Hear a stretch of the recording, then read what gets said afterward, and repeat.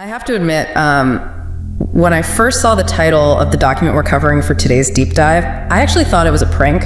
Oh yeah. I mean, the title alone is a lot. Right. It's literally titled Theory of Everything V24.4. Yeah. And it is not using the word everything as a metaphor. It's not just some clever marketing slogan. No, it's definitely not lacking in ambition. What we are looking at is a document that claims to offer a single unified grammatical framework that governs, well, everything. Everything. The stability of a hydrogen atom, the collapse of the Roman Empire, the behavior of artificial intelligence, and even your personal happiness. It's a massive scope. It's a huge scope, but what really hooked me is that it actually reads like a patch note for the universe. Like someone looked at reality and said, okay, here are the mechanics, here are the known bugs, and here's the underlying source code. They call it the U model. Yeah, the U model. And the core premise there is that stability, whether you are a proton or a massive multinational corporation or a government, it isn't random. It's highly calculated. Calculated how? Well, the source argues that existence basically relies on a triad, three fundamental properties. And when these three things are balanced, systems thrive. But when they break, or when one totally dominates the others, things dissolve into entropy. They effectively stop being real in a functional sense. So our mission today, for you listening at home, is to decode this whole thing. We are going to break down these three pillars. They are form, position, and action. The FPA triad. Exactly. We're going to see how this math predicts why startup companies fail, why global wars start, and here's where it gets really strange. What all of this has to do with dark matter and the literal collapse of higher dimensions. It's quite a journey. We're going from the corporate boardroom all the way to the Big Bang. Let's start with the basics. The triad itself, FPA. What are we actually talking about here? Because honestly, the document gets super technical really fast. It does get dense, but the core logic is based on what the author calls the minimality theorem. They cite a paper by Birch from 1991 for this. Okay, what does that theorem say? The argument is surprisingly simple. You cannot define a stable something with fewer than three categories. If you only have two categories, it's just insufficient to triangulate reality. Like trying to build a stool with two legs. Exactly. It falls over. And if you have four categories, the source argues that the fourth is almost always redundant, or it makes the system unstable. You need exactly three. And those three pillars are form, position, and action. Let's unpack them one by one for the listener. First, you have form, F. This is the what? Yeah. It's the identity, the structure, the rules of a system. Oh, code. The code, yeah. So in a human being, this is your moral identity. Yeah. In a nation state, it's the constitution or the legal framework. In an atom, it's the specific electron configuration. It is the definition of the thing itself. Okay, so form is the blueprint. That makes sense. What's next? Then you have position, or P. This is the where. But don't just think about GPS coordinates here. It's about context, location, available resources. The source sometimes calls it the credo. So how does that apply to a business? In a company, position isn't just your office address. It's your market share, your capital, your standing in the broader industry ecosystem. It's your relationship to everything else around you. Got it. And the third pillar? Action. A. This is the how. It covers dynamics, movement, capabilities. The force heavily links this to the concept of rights in social systems. Rights, like human rights. Yes, in a human context, it's your actual ability to act out your life, your rights, and your obligations. In a broader physics sense, like a galaxy, action is rotation, it's gravity, it's the kinetic moving element to the system. You know, the source used a garage analogy that I thought was surprisingly helpful for such a dense theory. It made the whole three-part requirement really click for me. Oh, the garage example is a perfect illustration of irreducible complexity. Think about it. To have a functioning garage, you need form. Right, the walls, a roof, a door. Exactly. But you also need position. It has to be located somewhere accessible. It needs a physical address and a driveway connecting it to a real road.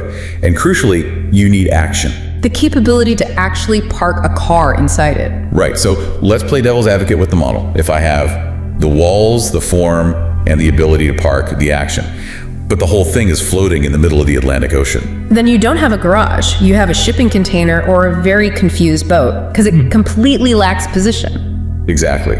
Or let's say I have the walls and the address, so form and position, but the inside is filled completely with solid concrete, so I can't park anything inside. Then it's just a statue or a bunker. It lacks action. Precisely. The U model argues that if any one of these three pillars drops to zero, the system doesn't just struggle to get by, it ceases to exist as that functional entity altogether. And they actually introduce a mathematical formula for this. They call it the U-score, or the stability index. It's the cube root of the product of the three. So the cube root of F times P times A. The math is so crucial here because it is multiplicative, not additive. That is the key insight of the whole document. Because if you add them, a 0 in one category could be masked by high numbers in the others. Right. But because they're multiplied, you cannot compensate for having zero ethics, which is form, by having $1 trillion, which is position. Because 0 times $1 trillion is still 0. Exactly. You become what the source terms a zombie system. You might look incredibly impressive from the outside. You have the capital, you have the movement. But structurally, you are collapsed. You are just waiting for the wind to blow you over. That brings us perfectly to what the author calls the laws of stability and decay, because the source makes a really big deal out of the fact that stability isn't spread evenly across a system like peanut butter on toast. No, it talks about a Gaussian envelope. This is critical for understanding why large things fall apart. The source argues that stability follows a strict center-periphery distribution. Meaning the center is different from the edges. Yes. The core of any system must be highly stable. We were talking about a U-score of like 0.95. But the periphery, the absolute edge of the system, can tolerate much lower stability, maybe around 0.40. The examples they gave here were fascinating, like the human body's response to extreme cold. Vasoconstriction. It's a survival mechanism. When you start to freeze, your body deliberately pulls blood away from the fingers and toes. That's the periphery. To keep the heart and the brain warm, the core. Exactly. The body will literally sacrifice the edge to save the center. Because if the core fails, the whole organism dies. If a finger freezes and falls off, you survive. The system lives. And the source applies this exact same logic to cities and governments. The lesson there is that you cannot stabilize the edge of an empire if the center is rotting. If a government, meaning the core institutions, has a very low U-score, you can't fix the border regions or the outlying suburbs. The decay just radiates outward. Right. You have to fix the heart before you even try to fix the fingers. Speaking of rotting and decay, the source uses a pretty vivid, almost poetic image for entropy. It talks about something called the press. Yes. It describes 2D space as frozen herbaria, like dead flowers pressed flat in Abbey Book. The argument is that 3D space is where action actually happens. Stability is the constant, active fight to keep that action pillar from collapsing under the weight of entropy. So if we stop acting, if we stop maintaining our structure, we basically get pressed down into a lower dimension of order. We flatten out. We lose our dynamism, yes. Now, they calibrate this math historically, which I found incredibly helpful just to ground these abstract concepts. They gave estimated U-scores to real historical regimes, like Nazi Germany, for instance. Yes. Now, I want to emphasize to you listening that we are just impartially reporting the source material's mathematical models here. We aren't taking political sides or endorsing the author's worldview. We are just looking at how the U model analyzes history. Exactly. So how did the model score Nazi Germany? They estimated it at a very low U score of about 0.15. That low. I think people usually view that regime as terrifyingly strong or highly organized. But look at the three pillars. They had high form. They had a very rigid, albeit horrific, ideology and societal structure. But rights, which is the action pillar in a social system, were effectively zero for vast groups of people. And because the formula is a product, that zero in action drags the entire stability score down to the floor. Exactly. Structurally speaking, it was a zombie system built to burn itself out quickly. They also scored the Stalinist USSR. That was around 0.25, a bit higher because they had a somewhat broader survival base, but there was still severe suppression of action and rights. And the key takeaway from the source is that the survival threshold for any system is around 0.55. If your score drops below that, you aren't just struggling. You are mathematically destined to fail. You enter a state of what they call entropy export. Which leads us directly into a fascinating section, what the source calls polemos physics, basically the underlying science of conflict. This was one of the most compelling parts of the document for me. It completely redefines the concept of war. We usually think of war in terms of destroying the enemy's forces, but the U model defines war as exporting entropy faster than the enemy can process it. It's like dumping all your garbage in your neighbor's yard until they literally can't move. In an informational and structural sense, yes. That is exactly what it is. And they introduced this diagnostic tool to measure this called the LGP, or the Lady Galaxy Protocol. Great name. It breaks down conflict dynamics into 3 distinct stages that perfectly match the FPA triad. You have the crack, the shelf, and the bump. I really like this breakdown. It forces us to stop obsessing over the trigger event of a war. The source uses the start of World War I as the prime example here. Right. Everyone learns in history class that the assassination of Archduke Ferdinand started World War I. According to the LGP, that assassination was just the bump. It was the action trigger. But the protocol argues the war was mathematically inevitable long before those shots were fired. Because of the crack in the shelf. Yes. The crack corresponds to form. It represents pre-existing structural weaknesses in the identity of the nations involved. In 1914 Europe, that crack was intense, unchecked nationalism, and the systemic dehumanization of rivals. The crack was deep. And the shelf? The shelf corresponds to position, the context, and the setup. That was the incredibly tangled web of treaties, alliances, and massive arms deals. So if we put it together, the shelf was stacked incredibly high with explosives, which is position. The foundation of the room was cracked, which is form. And the assassination was just the physical bump, the action, that finally knocked the whole thing over. Precisely. The source argues that if you just magically remove the bump, say the Archduke's driver takes the different turn and he survives, the war happens anyway. It just gets triggered by something else 6 months later. A minor border dispute, a different assassination. Because the underlying math demands a release of that entropy. To actually stop the war, you have to fix the crack or clear off the shelf. You have to alter the form or the position. Yeah. Yes. They also talk about predicting military defeat using something called topological radar. This sounded incredibly high-tech. They mention Betty numbers. Betty numbers. It comes from the mathematical field of topology, which is the study of shapes, spaces, and connectivity. Essentially, Betty numbers count the holes in a shape. A coffee mug and a donut have the same Betty number because they both have exactly one hole. Okay, so how does a donut apply to a military front? The source suggests that if you analyze a military network topologically, and you start seeing holes appearing, like massive gaps in communication or broken supply chains, even if the sheer number of soldiers remains completely stable, a total collapse is imminent. So you could have 1 million soldiers holding a line, the unit count is huge, but if the topology of that line has invisible holes... You were topologically defeated before you were physically defeated. It's like looking at an MRI of an army's nervous system rather than just counting how many tanks they have on the field. Once the communication holes appear, encirclement is inevitable. And they have a predictive formula for this geopolitical tension too, right? The War Propensity Index. The WPI, yes. It calculates the incompatibility of form between two nations, the overlap of their position, meaning they want the same resources, and the asymmetry of their action. So Germany and France in 1914 would have had a very high score. Huge incompatibility, huge overlap in desired territory. Result is a high probability of war. Exactly. Whereas the USA and Canada today, massive shared border, but very low form incompatibility and low action asymmetry. Very low WPI score. Okay, let's pivot and zoom out. Way out. We've done atoms, we've done corporate structure, we've done global war. Now we have to talk about the cosmos. Because the source makes a pretty massive, almost shocking claim about the Big Bang. This is where we get into the really deep esoteric theoretical physics of the document. The source hypothesizes that our entire universe, our current 3D reality, is actually the result of a dimensional collapse from a previous 4D state. A dimensional collapse, like condensation, like invisible steam suddenly cooling and turning into visible water droplets. That is a great analogy. And this ties directly back to the triad. They argue that in that original 4D state, there was a fourth ontological category alongside form, position, and action. They call it X. X, the missing mystery ingredient. They describe X as lost order. They suggest it's possibly related to deep cosmic connection or consciousness or what they term potentia. But when the collapse happened, what we call the Big Bang X was lost. Or rather, it was broken and scattered. And this leads right into their theory on dark matter.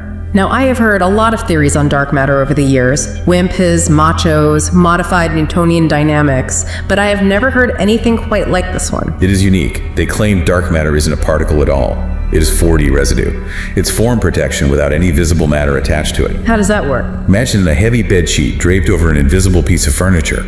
If you suddenly yank the furniture away, the sheet still holds the shape of the chair for a split second before it falls. Dark matter is that geometry remembering a shape that used to be there in a higher dimension. Wow, so it's basically a ghost footprint of a 4D structure. In a way, yes. They specifically point to the Methuselah star to back this up, HD 140283. Right, this is a real observable star that, according to some astrophysical measurements, actually appears to be older than the universe itself. Which standard physics usually writes off as a measurement error or a bizarre paradox. But the U model suggests this star might literally be a 4D artifact, a remnant that somehow survived the condensation process, creating a localized temporal anomaly. And they predict that if we look closely enough, we will find ghost filaments of this stuff in cosmic voids. Yes. They predict we will find filaments of dark matter in absolute voids where absolutely no normal matter exists to justify its presence. Just pure geometry remembering its old shape. Now, there is a section in the document labeled L3, or highly speculative, where they talk about the paranormal. Now, normally on a deep dive, we would probably skip this kind of thing, but it actually fits the internal logic of their wrath so perfectly. It is entirely internally consistent.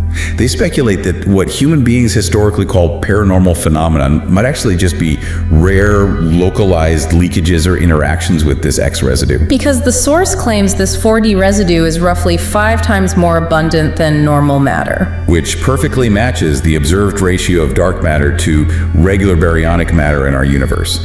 So we are effectively swimming in an invisible sea of this lost order. So under this model, ghosts aren't dead people. They are glitches in the dimensional collapse. Or brief interactions with the underlying 4D substrate that supports our 3D reality.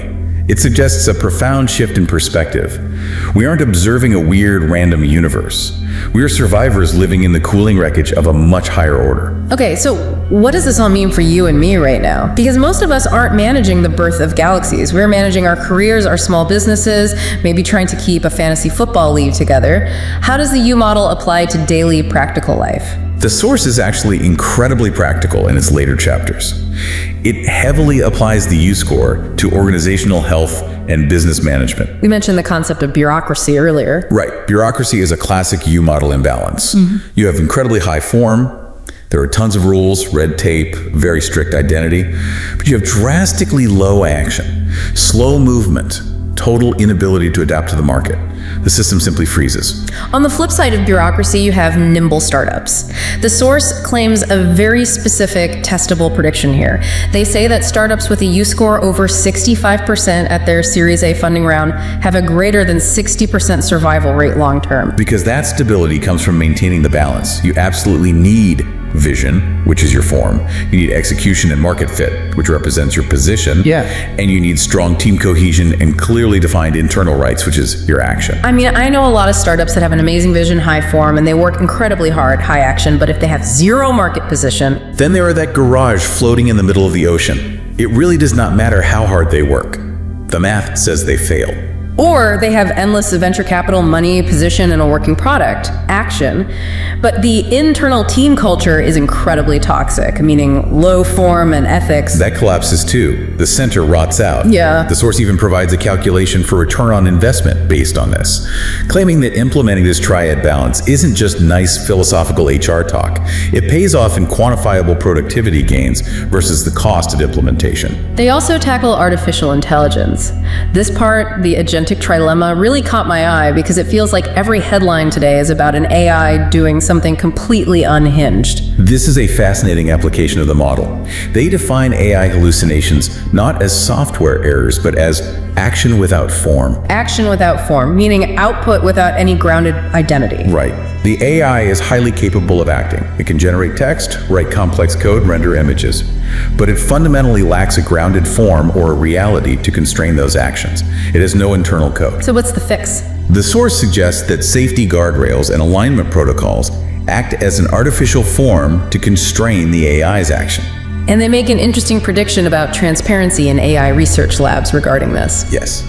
They predict that labs with higher negative result publication rates, meaning labs that openly admit when their models fail, will actually have significantly higher future replication success. Why would admitting failure make them more successful later? Because admitting failure is a clear marker of high code or scientific integrity.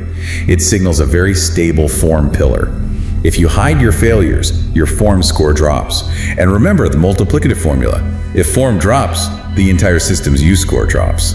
Eventually, the action, the final AI product, will degrade and hallucinate. Transparency acts as a literal structural stabilizer. That makes total sense. Integrity isn't just a nice moral concept to have, it's an actual structural component of systemic stability. Now, what about us as individuals? Can I sit down and calculate my own personal U score? Conceptually, yes, you can. The source defines personal happiness and longevity straight through this triad lens. Happiness is defined as sovereignty. Sovereignty across all three pillars. Sovereignty of form means being exactly who you want to be, having autonomy over your own identity. Sovereignty position means being exactly where you belong, embedded in a community that values you. And sovereignty of action means doing what you freely choose to do, not what you are forced to do to survive. But if you have 2 out of 3 and miss 1, you are fundamentally unhappy. You might be exactly who you want to be, form, and do work that you absolutely love, action. But if you are totally isolated with zero support network, lacking position, you will suffer. Or you have the great community and the high-paying job, but you absolutely hate the person you've had to become to get them. Low form. Balance really is everything. They even hypothesize that maintaining a personal U score over 0.8 mathematically predicts a longer physical lifespan. Because you reduce what they call systemic resistance. Exactly. Stress is essentially human entropy. It is the friction of constantly fighting against your own internal structure or your environment. If your personal triad is aligned, you experience far less friction. You quite literally wear out slower. So we have gone from the violent birth of the universe down to the corporate boardroom and all the way to our own lifespans. It is a massive amount of theory to take in. It is. But I think the real beauty of the U model isn't that it tries to invent entirely new physics. It claims to simply reveal the hidden grammar that was already present in the universe all along. It connects Newton, Einstein, corporate management, and deeply personal ethics into one coherent language. And the source document ends with a pretty stark choice. It's almost poetic in its delivery. The exact quote is, "Stupidity closes dimensions. Wisdom keeps them open." That is a heavy line. It frames all of us as survivors. We are the survivors of a cosmic collapse, that 4D to 3D transition. Our primary job, according to the author, is to rigorously maintain the triad, to keep form, position, and action balanced so we don't decay any further. To prevent us from becoming those frozen herbaria, just flattened, lifeless flowers pressed in a 2D book. That's the driving metaphor. The source heavily invites readers to test these predictions. They outline what they call discovery protocols. The message is to be skeptical, but be rigorous. Don't just blindly accept the theory. Measure it in your own life. I think that's the absolute best takeaway for you listening. Look closely at your life, your business, your personal relationships. Are you a garage with no door? Are you a fast car with no road to drive on? Find your missing pillar. And keep in mind the source's final lingering thought. They write, "We do not live at the beginning of history. We live in the aftermath of the death of X." The universe is not evolving toward order. It is remembering order. It makes you wonder, if the universe is just remembering order, what happens if humanity eventually builds a system, maybe an artificial general intelligence that achieves a perfect U score? Do we finally recreate that lost X factor and pop back up into 4 dimensions? Something to think about tonight when you look up at the stars. Thanks for taking this deep dive with us. It was a pleasure. So, we've all heard the promise of quantum computers, right? They're supposed to change everything, from medicine to finance. And their incredible power comes from qubits, which can be a 1 and a 0 at the same time. But here's the thing, there's a huge paradox at the heart of quantum computing. These machines are unbelievably powerful, but they're also unbelievably fragile. And that fragility has led the entire industry into this giant looping problem. A new theory actually has a name for it, the Sisyphus error. In that name, the Sisyphus error, it's a really powerful metaphor. You know the Greek myth, right? The guy doomed to push a massive boulder up a hill, only for it to roll right back down, over and over, forever? Well, this new theory argues that's exactly what the quantum industry is doing. The current way we're trying to build a stable quantum computer, it just isn't working. We're stuck in a loop. So what does this Sisyphus error actually look like in the real world? Well, it looks like this number, 10,000 to 1. That's the current best guess for the ratio of noisy, unstable physical qubits, the actual hardware, that you need to create just one single stable logical qubit that you can actually use for a reliable calculation. 10,000 to 1. It's just wild. And this whole approach, it's basically the industry's official doctrine. It's called brute force quantum error correction. The idea is, hey, let's just build machines with millions or even billions of these noisy physical qubits and hope that the sheer numbers overwhelm the errors. But the argument against this is pretty simple. Not only is it a massively expensive way to do things, it could literally take decades to get there. Okay, so that brings us to a new way of diagnosing the problem, and it comes from this architectural framework called U-theory. And what it suggests is that the problem isn't that we don't have enough qubits. The real issue is a deep, fundamental imbalance in the way we're designing the machines themselves. So that really is the central question, isn't it? If just throwing more and more hardware at the problem is the Sisyphus error, then what's the alternative? What's the other path? Well, the proposed answer isn't about more power. It's about a new kind of balance. And this is where it gets really interesting. The U-theory model maps every single challenge in quantum hardware to one of three core ideas. First, you have form. Think of this as the qubit's very identity, its quantumness. But the price you pay for that is durability. How long can it actually hold that quantum state? Then there's position. This is all about how the qubits are connected to each other, and the cost here is distance, all the work it takes to move information around the chip. And finally, you have action. This is the computing itself, the gates, the measurements, and its price, entropy. Basically chaos, all the errors that pile up with every single operation. This slide just lays it out so clearly. On the left, you've got the brute force approach. You're just using massive action, piling on more and more qubits to try and paper over the cracks of having weak form and poor position. But the triadic approach on the right says no, that's all wrong. The key is harmony. You have to strengthen all three of these things at the same time in balance. The solution isn't more, it's better. Alright, so let's get into how this theory turns into an actual strategy. Because if there are three fundamental problems, then we're going to need three specific weapons to fight them. One for each of those axes of the triad. So problem number one is what the theory calls weak form. A qubit's quantum state is just so fragile, it's almost hard to comprehend. Any little bit of environmental noise, heat, radiation, you name it, can cause it to collapse back into a normal, boring, classical bit in just a few microseconds. Its identity, its form, is just gone in a flash. So how do you fight that? Well, the weapon here is something called a decoherence-free subspace, or DFS. And the idea is just so clever. Instead of trying to build better and better shields to block out the noise, you encode the quantum information in a way that the noise can't even see it. It's like you make it invisible to the environment. It's pretty much a stealth bomber for your quantum data. Okay, the second big roadblock is high position inertia. On a quantum chip, qubits can't all just talk to each other. Each one can only interact with a handful of its immediate neighbors. So if your algorithm needs qubit number 1 to talk to qubit number 50, well, you've got a logistical nightmare on your hands. It creates this huge traffic jam of operations called swaps just to move the data across the chip, and every single one of those swaps introduces more errors. The weapon for this one is actually software, a super smart orthogonal compiler. Instead of just forcing the data to move all over the place, this compiler looks at the physical layout of the chip and intelligently reshapes the algorithm to fit that layout perfectly.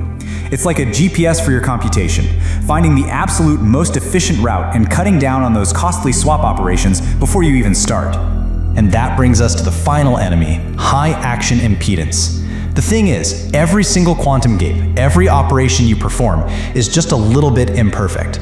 It's like you have to pay this tiny entropy tax on every step. And while one of those errors is tiny, when your algorithm has thousands of gates, they build on each other, and you get this cascade of errors that just kills the whole calculation. And the solution for this is a hybrid architecture. The principle is beautiful in its simplicity. Just don't make the quantum computer run for longer than it can stay stable. You use it for these short, super powerful bursts of calculation, and then you immediately hand off the results to a classical computer to do all the heavy lifting and analysis. You're running a series of sprints instead of a marathon, so the errors never get a chance to build up. So, here's the crucial point. When you put all three of these weapons together, the gains don't just add up, they multiply. You could get a 10x or more boost in how long your qubits stay quantum. You could slash your swap errors by 30 to 60% with the smart compiler. And the hybrid approach could make your circuits 5 to 20 times shallower. You see? You're not just patching one hole, you're attacking the whole problem from every angle at once. Now, this isn't just a collection of abstract ideas. The U-theory framework actually lays out a concrete engineering blueprint for a totally new kind of quantum chip, and a whole new way to even measure what good means in quantum computing. And here it is, the U-core. This is a pretty radical new design for a chip. Instead of making every single qubit identical, it specializes them based on where they are. In the protected core, you have your most stable qubits, which act like long-term quantum memory. In the mantle, you have highly connected qubits that act like data highways. And then on the crust, you have super-fast qubits for quick operations and getting the answers out. The very shape of the chip becomes a defense against noise. And look, if you're going to build a new kind of computer, you need a new way to grade it, right? So the model proposes a new metric, the stability index, or SI_Q. You can think of it like a new report card. Instead of just counting how many qubits a machine has, it actually measures the balance between its form, position, and action. A smaller, but really well-balanced computer could actually have a much higher SI_Q score than a giant, clunky, imbalanced one. And this isn't some far-off fantasy. The authors of this theory have laid out a really ambitious but concrete plan. They're talking a compiler prototype and SIQ scoring by 2026, a first shot at practical quantum advantage by 2028, and then, here's the really audacious part, achieving full fault-tolerant computing by 2031 with fewer than 5,000 qubits. That is a tiny fraction of what the brute force approach says we'll need. So, in the end, the industry really has a choice to make. Do we keep going with the brute force assault, pushing that same boulder up that same hill for maybe decades to come? Or could a more elegant solution, one that's built on balance instead of just brawn, be the real key to finally unlocking that quantum future we've all been waiting for?